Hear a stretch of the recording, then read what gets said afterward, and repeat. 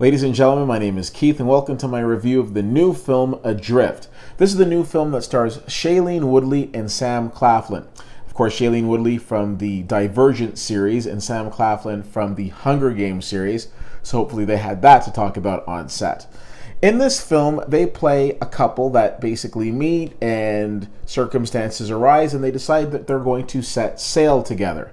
Sounds very nice. He's a sailor and he's at sea quite often, and she doesn't have any ties, and she's like, why not? Let's do it. They're young and carefree, and they decide that they're going to go out. Well, they're both young. She's just younger.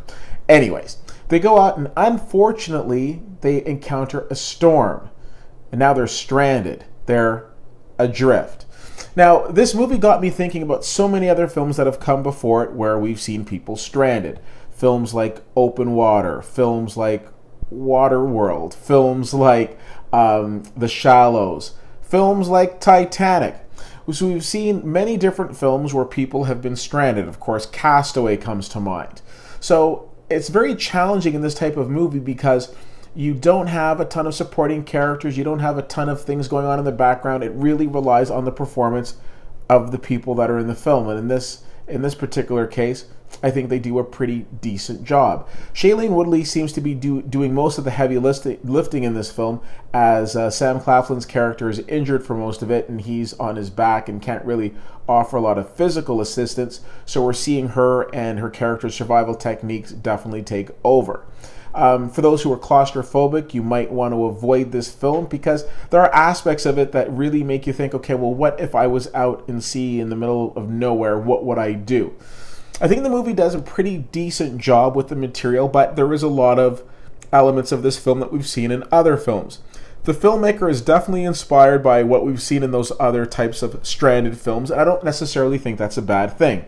Earlier this year, I saw a film called Den of Thieves, which was greatly influenced by a movie that I absolutely love, my favorite movie, in fact, called Heat. It didn't make Den of Thieves bad, it just simply meant that the filmmaker had good taste, and he was able to see things in the masterpiece that is Heat and bring them into his film.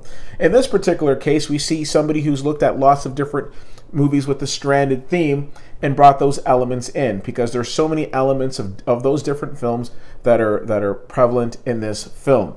Should you go and see it? Here's the thing. There are a lot of different movies that are playing right now. If you're looking for something a little different, I would definitely say that Adrift is for you. Should you run to the theater and see it?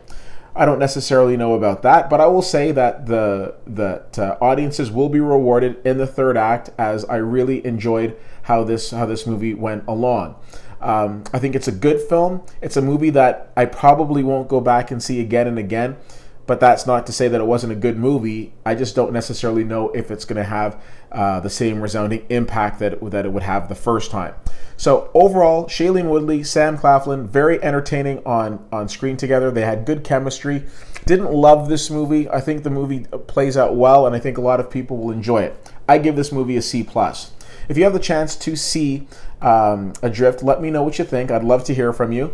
CFL_fan on Twitter, Facebook.com/WittyWhittier and WittyWhittier.com.